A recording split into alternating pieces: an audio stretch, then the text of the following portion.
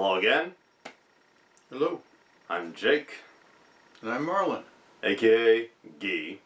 Hope you're all having a nice summer. 2 years ago, me and Guy did a review of the Steven Spielberg classic Jaws, the original summer blockbuster. Today, we're here to review what many call the best Jaws ripoff / parody, Joe Dante's Piranha. Piranha, the deadliest man-eaters of all. Another film from the long filmography of Roger Corman, the king of B-movies and starter of many big directors' careers. Roger Corman wanted to jump on the Jaws craze at the time. Unfortunately, it took about 3 years for them to raise all the right funds to make a movie like this. Still a low budget, but a little bigger than what he usually did. And by the time they got this made, Jaws 2 was about to come out, so I guess it fit. Guess it did. Ooh. Ooh. Not a good thing. Yeah.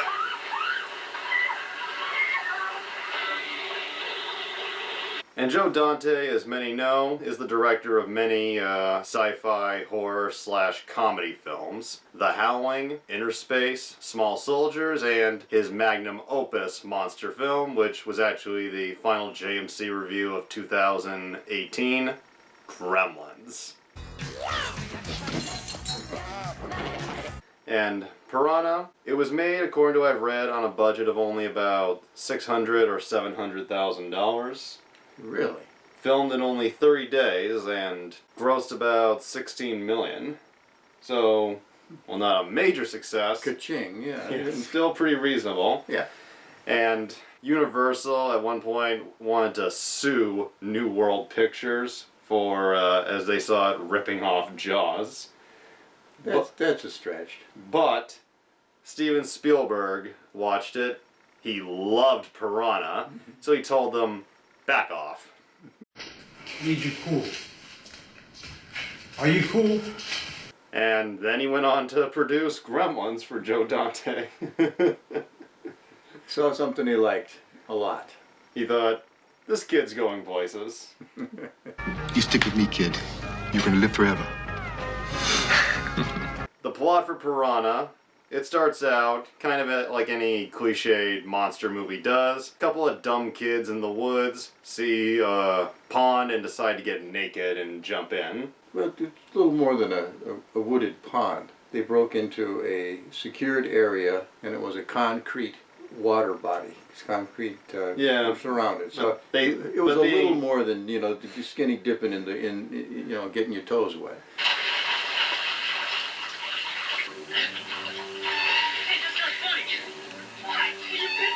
So they go in and swim around, and then we don't see what takes them. I mean, obviously we know what it is because of the title, but they get munched up pretty fast, and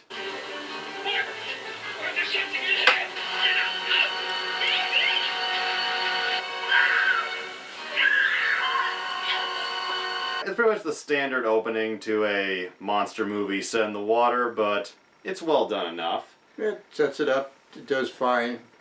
And it leads to carries the plot. And it leads to a fun title card, as you pointed out. Piranha. Good effect. That was an interesting affectation. I like that. And for a low budget and admittedly made just to make up a couple of bucks movie, it had a pretty effective score. Like, the opening score I thought was slightly more dramatic than you'd expect from a movie called Piranha.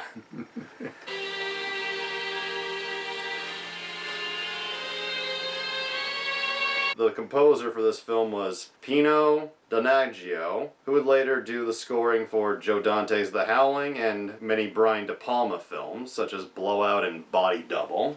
Okay, we're all set. And when you get to Indian Springs, you'll get a Jeep. The roads are very rough there. No sweat. And then we cut to our first main character, Maggie McKeown, played by Heather Menzies, playing the Jaws arcade video game. So what they've got. It's funny. See? and her boss, Mr. Earl Lyon, played by, in probably the most random cameo in the film, Richard Deacon, who was a regular on The Dick Van Dyke Show and Leave It to Beaver in the 1950s. Hey, look, I can handle it. Oh, I know you can. I wouldn't send you if I didn't think you could. Come on. You're strictly a city kid, and these kids are way out in the I booth. can find anything, Earl. We see that she's a private investigator, finds missing people, and she's being hired to go out of town and find the two kids from the opening scene. The opening scene set the horror mood for the film. Her scene with Richard Deacon, I guess, sets the comedy mood, where she's in a rush and... I'm 2/3 bloodhound. I told you that when you hired me. Oh my gosh. Oh my gosh, my ticket! The ticket! Richard Deacon, for his brief cameo, gets a few good laughs with his raised eyebrow. Oh, whatever they paid him, I'm sure he felt good about it. So, yes, he's good. He was a well-known character actor face, and it was kind of nice to start off that way. Money in the bank. My money. And then we cut to the local area they're in, known as Lost River, where we see our other main character, Paul Grogan, played by veteran character actor Bradford Dillman, who many might recognize from Compulsion, The Enforcer, and Escape from the Planet of the Apes. Randy? Ryan, huh? Man cannot live by booze alone. Playing a guy who lives out in the mountains in a cabin, and we see his friend, a local hermit, played by Keenan Wynn, another famous character actor at the time, bringing him his monthly supply of booze. Tequila! You're the 7th cavalry, Jack. I just ran dry today. And from this little scene, it's kind of established that he lives all alone and seems to be really into the sauce, as it is. Drinks a bit, yes. Drinks it out of a canteen, apparently. Perfectly content with what he has. What do you got up here? I got scotch, gin, bourbon, and tequila.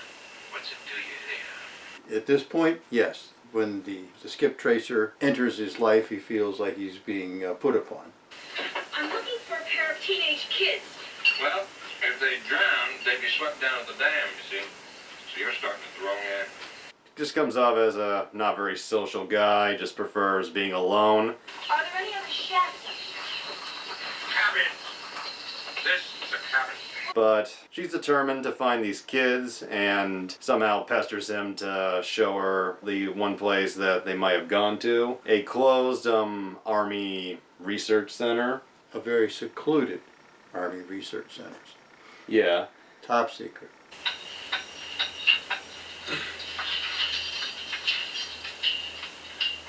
And it's all locked up, and while these characters are fun, they do a lot of questionable things, starting with breaking the lock and going in.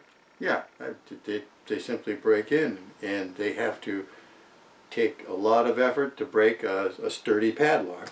They go in, they find this little shack, which we saw earlier did have a person living in it, and they find this interesting little lab where, let's be honest, it's just meant to show off some special effects that the crew was able to do. Like they go in and they see all those weird creatures, like the thing in the tank, and that little stop motion monster walking around. Seems like the owner has a pet. Must be. And, or a guard monster. not a very good guard monster. No barking.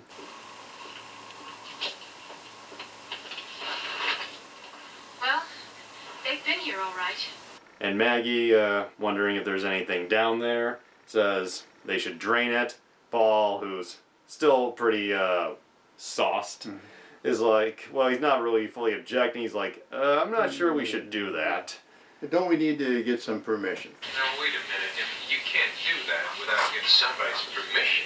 And as soon as she flips the switch to drain the tank, Well, if it still works, it's the quickest way to know if they're down there. What are you doing? that's when the guy who lived there shows up, Dr. Robert Hoke, played by Kevin McCarthy.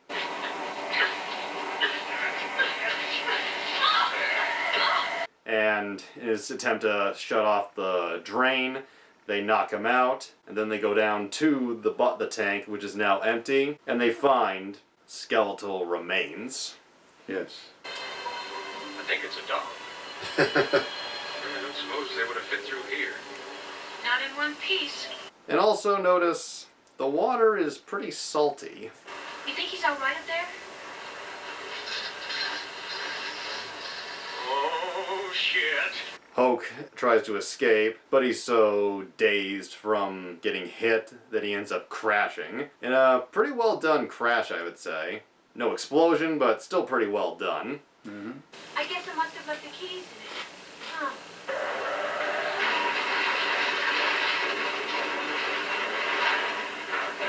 Good stunt work for McCarthy's double. He's alive. And then they tie him up, not sure what to do with him because he's all psyched out. You don't know what you've done. Untie me. They breathe like flies. There'll be no way to stop them. And the two sit around, talk, get to know each other, and while a little edgy, start to warm up to each other. We worked in a smelting operation downriver. Then the government closed us down and said we were killing too many fish. They gave it to the Army. And the Army sold it to some resort outfit. So you know that somebody was making a bundle somewhere along the line. Then we cut to the next day where, not sure how they're going to get him to town. Paul reveals that, 1, he has a daughter who's away at summer camp, and 2, some time ago they made a raft together. Just how sturdy is this thing? I think it'll hold 3 people. So they decide, this is how we're getting downriver. And as they take Dr. Hoke, he slowly reveals to them just what was in the tank. The tank was, gasp, choke, filled with piranhas. The water's filled with carnivorous fish. Piranha. Piranha are tropical fish. Look, this is cold mountain water. They wouldn't last in here for a minute. What kind of piranhas? Genetically enhanced piranhas. That can live in fresh water and salt water. What was it all for? To destroy the river systems of the North Vietnamese. Our goal was to develop a strain of this killer fish that could survive in cold water and then breed at an accelerated rate. And then the war ended. But they were still there, so he kept them around, and That's a little unclear. He kept doing experiments and all that sort of thing, but it's kind of unclear why he kept them. well, But we don't need to know for the movie to move on. Sure. Why not? scientists can do dumb things in the name of research. I suppose. How did they get in? You let them in when you drained the pond at the test site. And this film, I guess, does have a certain trope where the protagonists are trying to stop something horrible that, admittedly, they are the cause of. But at the same time, with the circumstances that was going on, how could they have known? Well, they were the intruders. They broke into the place. They fought a person that was in charge of the place. They injured that person, and they went ahead and did something that they had no permission to do. I'd say they're pretty guilty of what's happening. You kept them alive. I continued the experiment. True, but at the same time, as it's kind of pointed out, the Army made them. And kept them. You're not holding me responsible.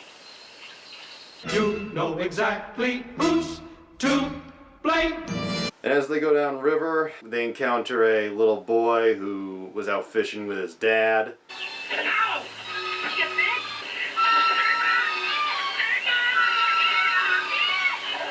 bit? And I guess in a moment to show some redemption for the doctor character, he jumps in and, well, a little stupid but brave, helps save him.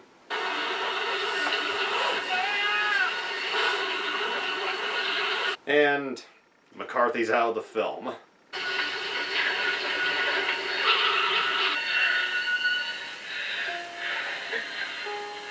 Of everybody in the cast, Kevin McCarthy's the one I think was kind of wasted a little. Mm-hmm. Like, he was a big name and he could do a lot, but he's just kind of in and out pretty fast. Yeah. I thought that how they got rid of him was silly. because he didn't help the child at all. He swam there, jumped in, he's injured, he swims in water where he knows there's piranha, and he's all but eaten alive by the time he gets to the boy. But they have to wait for the raft to get there anyway, to get the kid on the raft. So it was a waste. It was, like I said, stupidly heroic. I suppose. And then what happened? Gotta leave the canoe behind. The canoe, they could have flipped it over, jumped in, and paddled much faster than the stupid raft. Well, watching the film, I noticed they were still moving as they were dragging him onto the boat and then trying to see if he was alive. So maybe they were too far down from that point. Well, they could have pushed him back in and said, "Doc, go get us the boat." No.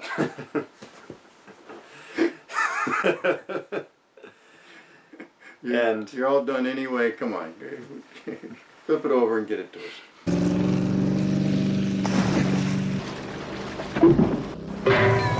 And while this is going on, we see Paul's daughter at summer camp, Susie, played by Shannon Collins, and her camp counselors, Betsy, played by another Joe Dante regular, Belinda Belaski, and Laura, played by Melody Thomas Scott. Well, if you don't pass your solo swim, you can't get your water badge. I don't care. Well, what is it that you're afraid of, honey? Things? The summer camp scenes, there's nothing really that special about them, but they do establish a location for the piranha for one of the film's more famous scenes, and to their credit, they're not annoying. Like, the kid and the counselors, That means you have a problem. they have fun conversations. There's some funny moments, particularly with the asshole lead counselor, Mr. Dumont, played by Paul Bartel. Do you want to be the one to lose the camp competition for the minnows? She's doing really well in handicrafts. Handicrafts don't take any nerve. And in his role, he is portrayed as kind of grouchy, but also a comic factor as well.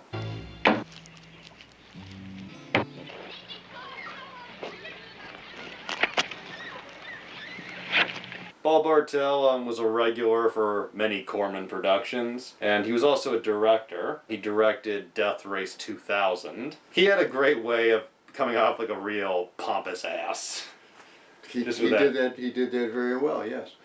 He's very, very talented in that regard. This is where we're going to separate the tortoises from the hares, the wheat from the chaff, and the sinkers from the swimmers. While going down river in the raft, the piranha follow the blood, because for some reason they decided to keep the dead doctor, and showing that these piranha are, very scientifically enhanced. They start nibbling at the rope, causing the raft to fall apart, and I think that was a very well done, tense scene where, move as fast as you can, try and get to shore, and it's amazing they even got as far as they did. Well, they had to throw the doc in the water first to slow him down, so they would attack the doctor corpse.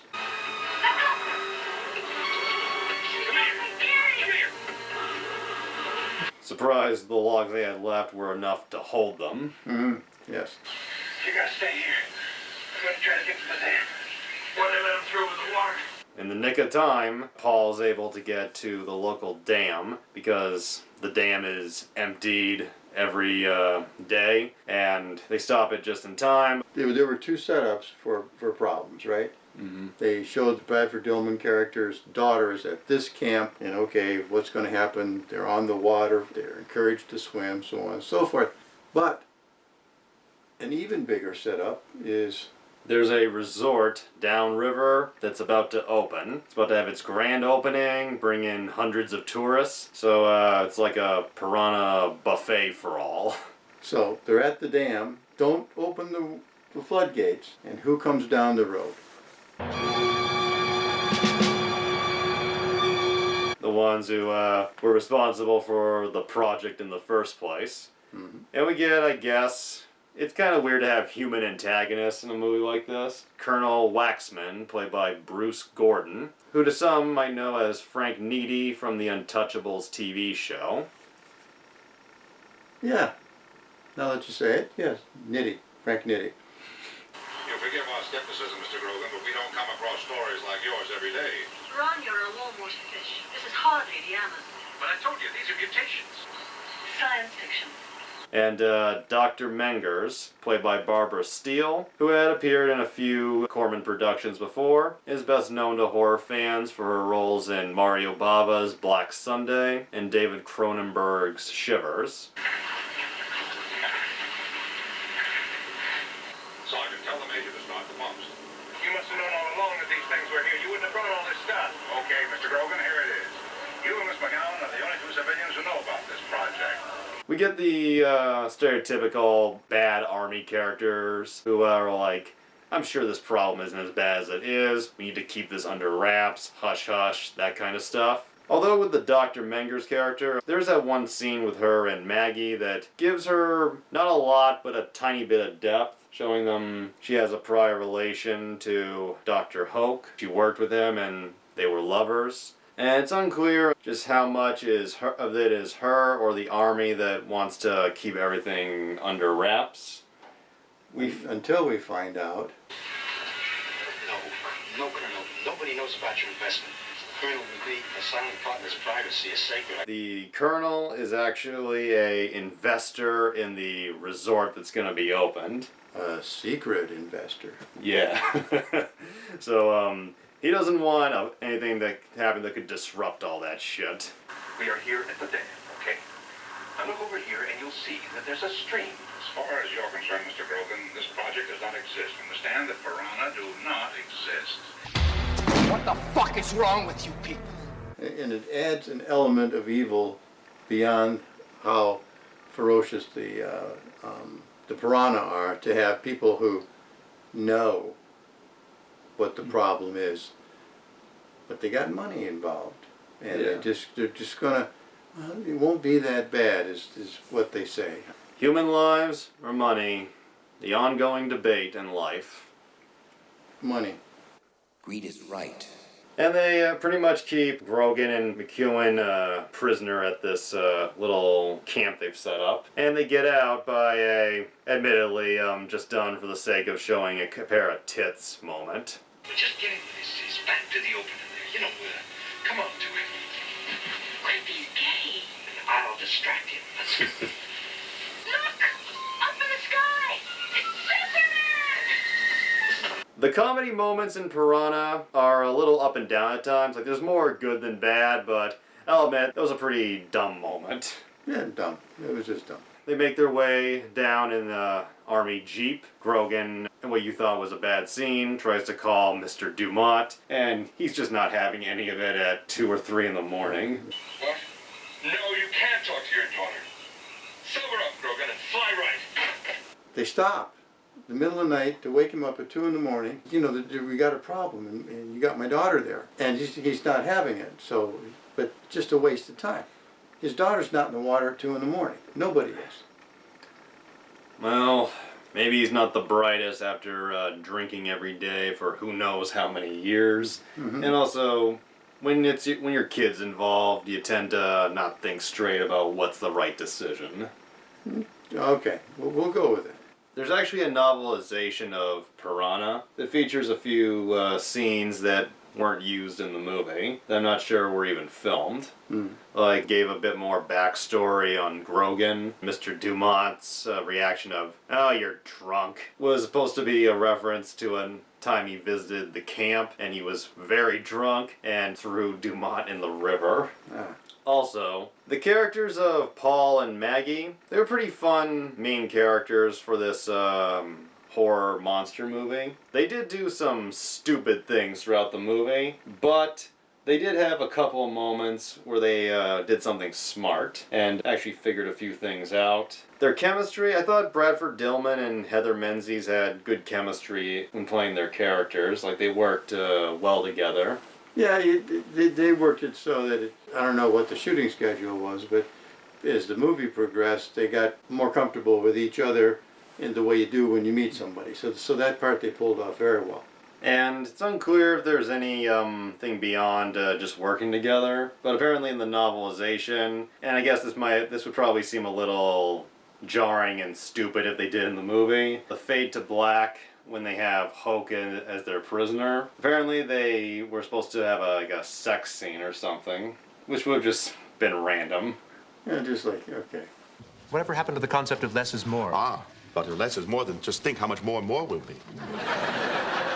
Anyway, back on track. After the bad phone call incident, they get picked up by a trooper who takes them in because they do that other dumb cliche of spouting off the crazy story, asking for help when it never occurs to them that this might sound crazy to the person they're talking to. Piranha, huh? And where did they come from? From an army test site up on the mountain. 2 people have been killed up there, and more have been killed all along the river. Gotta believe it. The trooper calls the colonel, who makes sure that he keeps them locked up overnight, even though the windows imply it might be daylight. Then how about when the policeman arrived in daylight, but now it's suddenly night? And then the next morning comes, and we cut to the summer camps where the kids are all doing water games, swimming, going in little inflatable tubes. And Susie, it's implied, is afraid of going in the water, so she just sits on the side. Did I ever tell you about Mo Schneider? He was this guy they sent me to find one time. He was a plumber. I consider this Maggie's smart moment. Figures a way to break out. He developed a regular escape routine. Of course, being a plumber, he used what he knew best. Pretty clever scenario, bait and get the cop in there. What's the matter with that sink trap? I'm just not strong enough to put the pipes back together. All right, stand back. I'll take a look at it. And adding another thing to their list of many illegal doings. Assault and battery, giving a concussion to a police officer. I'm sure it'll all work out in the end. And it's all for a good cause. Can you get his keys? The chain to his pants! Well, take his pants off then. And that moment where they throw the pants at the asshole trooper that got a chuckle out of me.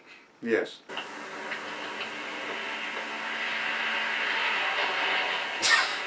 And even though they're in a cop car and pushing the limit, they just do not get to the camp in time. Leading to what many consider the most famous scene in the film, the summer camp Piranha massacre. Yes.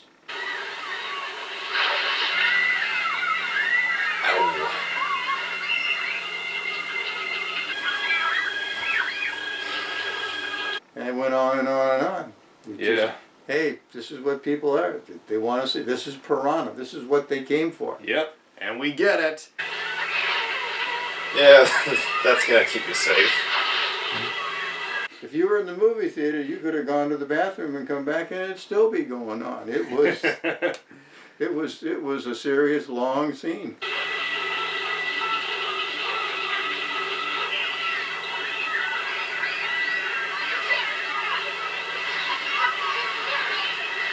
You gotta give this movie the credit for having the balls to just rip up and chew up little kids. And, they showed attack of little kids, but the bodies they pulled out were adults.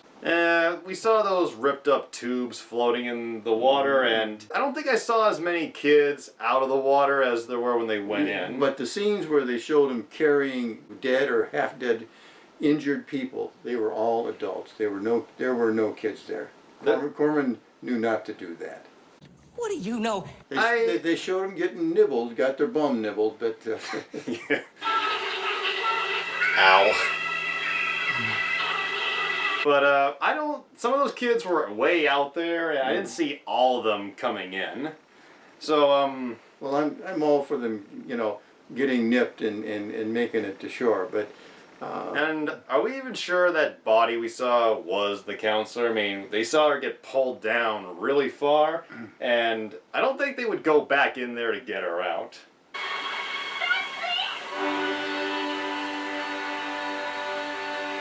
Pretty deep water for the shallow swimming area. You gotta give the little kid credit.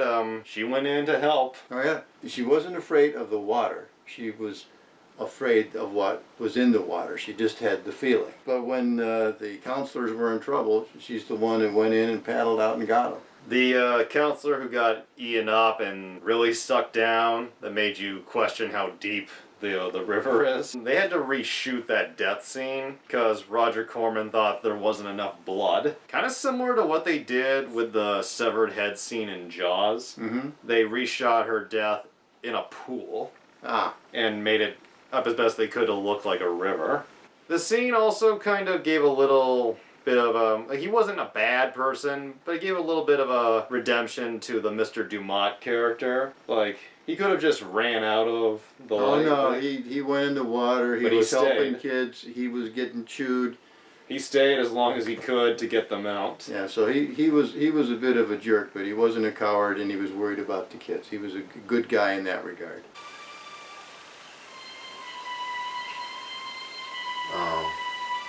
Paul and Maggie show up too late. He has a little reunion with his daughter and tells her he'll be back. And the other counselor who didn't die is like, he'll be back. They're all gonna die. And then we cut to the Lost River Resort, run by Buck Gardner, played by the late, great Roger Corman, Joe Dante, just regular character actor, Dick Miller. Good night. Schmuck. Right there. Right here. Nice try, kid.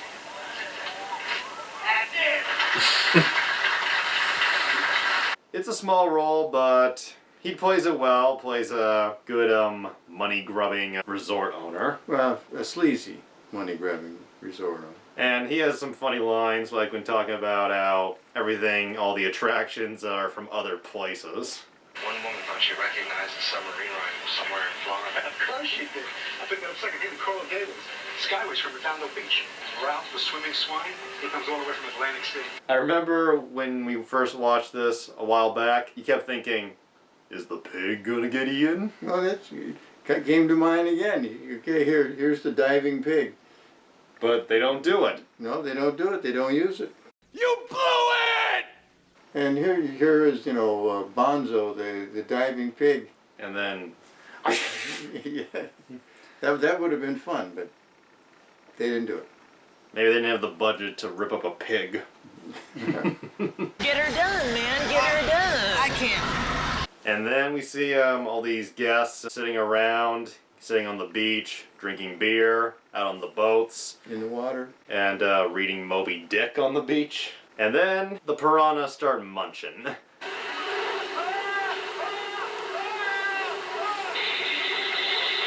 Nothing good happening here.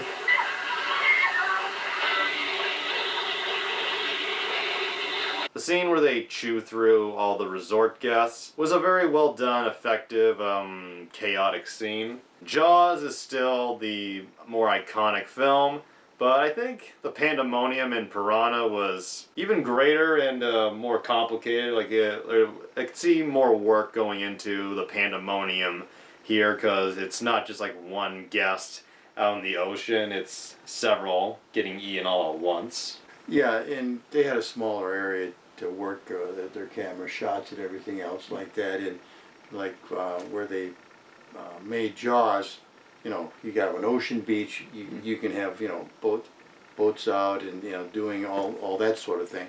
But here it was a lot more confined. It's a, river area, and, yeah. And they worked it. They worked it really well. No, don't jump in. No limit, 18 people on that boat. They kept trying to mix up the shots of the biting piranha. They did pretty well.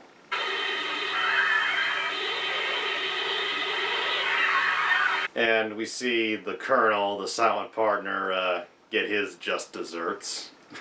Yeah. People trying to get in the boat that he's on, and he's pushing people off, and then pretty soon... Yeah.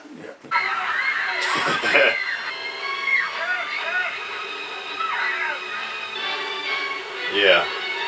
Dick Miller gets the very funny line that they had to feature in the trailer. What about the goddamn piranhas?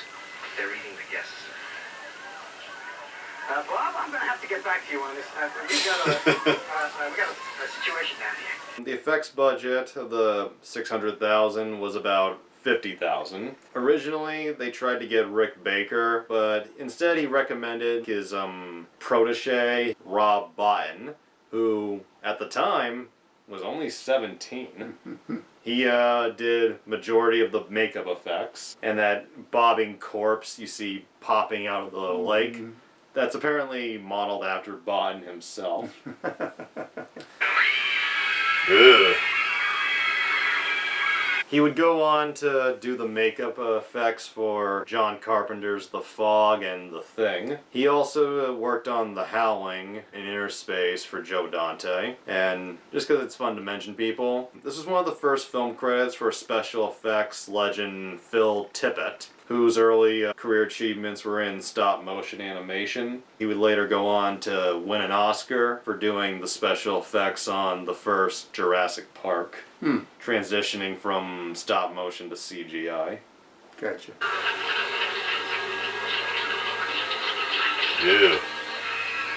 And while this carnage is going on, Paul and Maggie show up, and once again, they're kind of late, and you're wondering, what are they gonna do? Now, what would you expect he wants to do at this point? Get in the boat and do what? Then they jump in a boat, and we find out that Paul didn't come here not knowing what he was gonna do. Where are we going? Good question. Well, Lake Narrow's where the outlet for the refinery was. If it isn't capped off, there might be enough waste left in the smelting tanks. It'll kill the fish? It'll kill anything. That's what he's going to do. All right. Man with a plan. And this was an opening where the Piranha would go through to get out into the ocean and be able to populate everywhere. Everywhere. Oh, Lord. It's all flooded. The control booth is underwater. So Paul, not knowing what else to do, ties a rope to himself, and he goes. And what does he tell her? He tells her to count to 100, saying he can hold his breath that long. Not sure it plays out in real time. Gotta suspend a little bit of disbelief, but it's a well done underwater sequence. Has some good tension, and there are people who can hold their breath for more than 2 to 3 minutes, so it's not impossible. Come on, man. Push. Pull. Hurry. For a moment, it seems like, well, this plan's gonna fail, but he gets it out just in the nick of time. Hold your breath or you're going to be dead from it too. Maggie reaches 100 and hightails out, and I like this shot that happens next. Oh.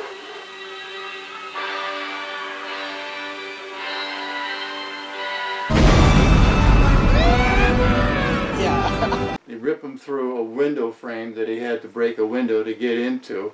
So I was worried about him there, but they had to break away pretty quick on that. Then he's going through the water. Pretty cool shot. And then they immediately show Maggie stop the boat and begin to pull him in. A slack rope. For a moment, it seems like Paul may not have made it. Cut back to the resort where the whole beach is covered in bloodied up people, some dead, some alive. We see Dick Miller walking around, and while the character was pretty sleazy, the scene where he's walking around the beach, staring at all the dead and injured people, for that brief moment, I thought that was a kind of human moment for him, because he does look genuinely horrified. I'm not saying it. Yes and no, but part of that whole scene though is he's yelling at a cameraman from the local news from filming this stuff. How are you filming? Yeah, but before that, he did seem genuinely shocked by what had happened. Oh yeah, he was overwhelmed by it. And then we see Susie, who, I don't know, maybe a counselor gave her a ride. Maybe she started walking pretty early, but she shows up. She finds her dad and Maggie, and Paul is pretty chewed up, but it looks like he's gonna live. And hopefully these two know a good lawyer. They're going to need a lot of help.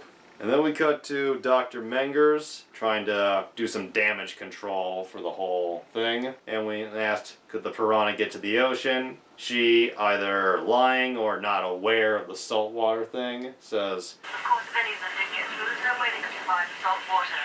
There's nothing left to fear. your face says otherwise. And we end on a slightly ominous shot of the ocean that eventually goes all red, leaving it a little open to a continuation. How clever. And we actually did get a continuation. In 1981 or 82, it's debatable when it came out, we got Piranha 2, The Spawning. A sequel that, aside from the Piranha, has no real connection to this movie. None of the original characters are back. It was made overseas. It takes place this time at like a 5-star type of resort. And also, in Piranha 2, the Piranha have a new ability they didn't have in the first film. Somehow. They can fucking fly. Yes. Fly and attack at any time.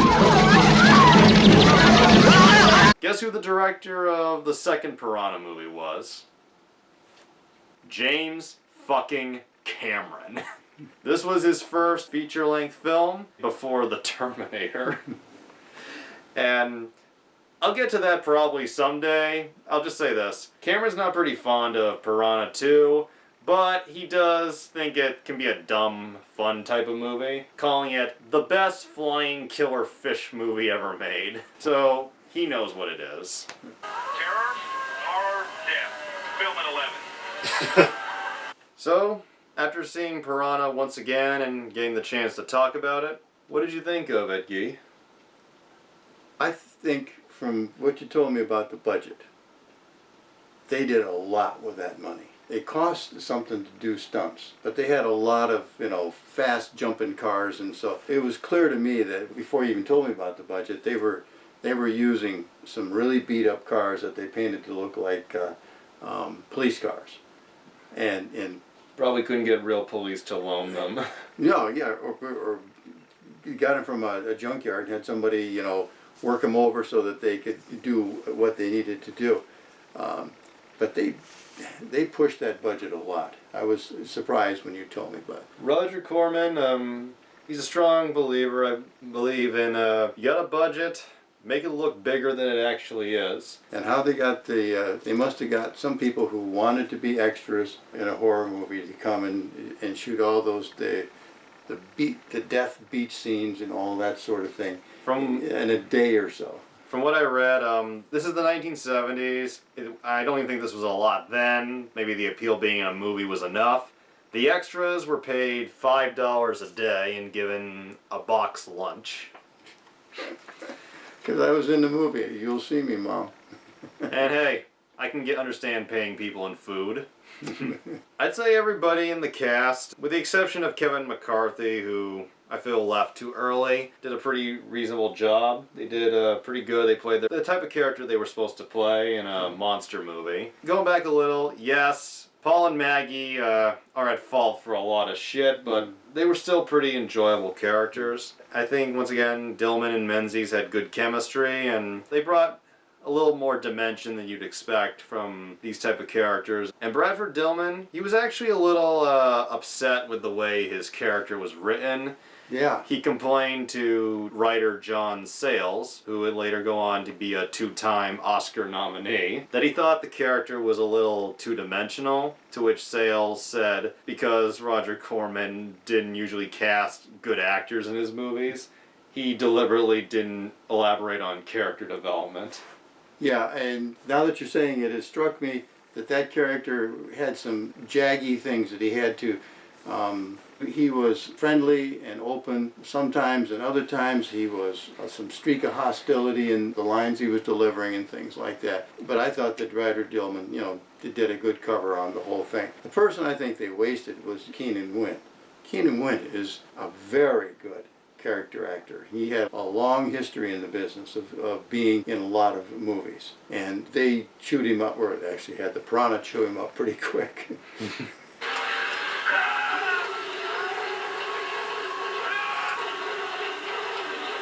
Kill the old man, but not the dog. Well, I'll get a shovel. You wouldn't want to be buried in town. Priorities. For his type of character, where he's just the friend who dies, I don't think he was too wasted. Like, I still think McCarthy was the one who should have been on screen a bit more, especially considering the high billing they gave him. Mm-hmm. Barbara Steele, she's a good freaky bitch with those eyes. And Bruce Gordon, nothing too memorable, but he was a good amount of, you say, necessary evil as the money-grubbing colonel. Yeah. John Sayles himself has a cameo as a army sentry in one scene. Oh.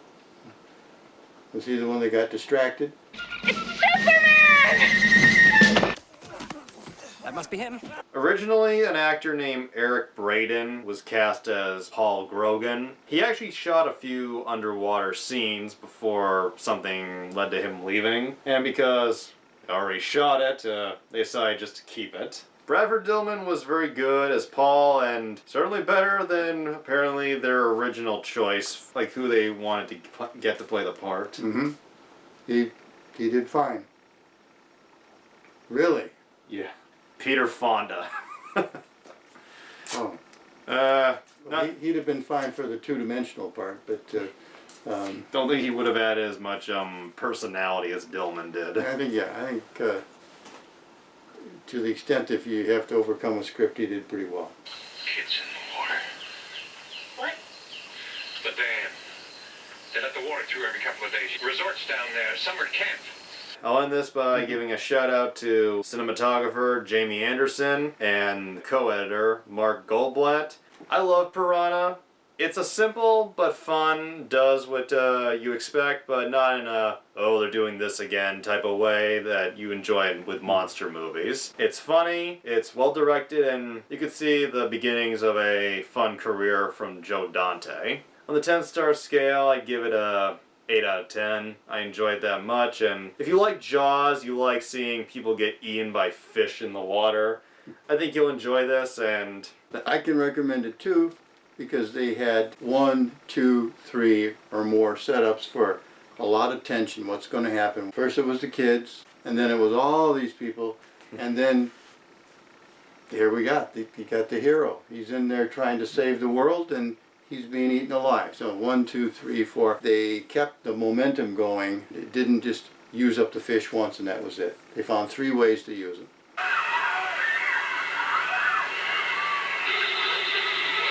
well, this has been a review of a film from the Roger Corman vault, and it won't be the last. See you again soon. Soon.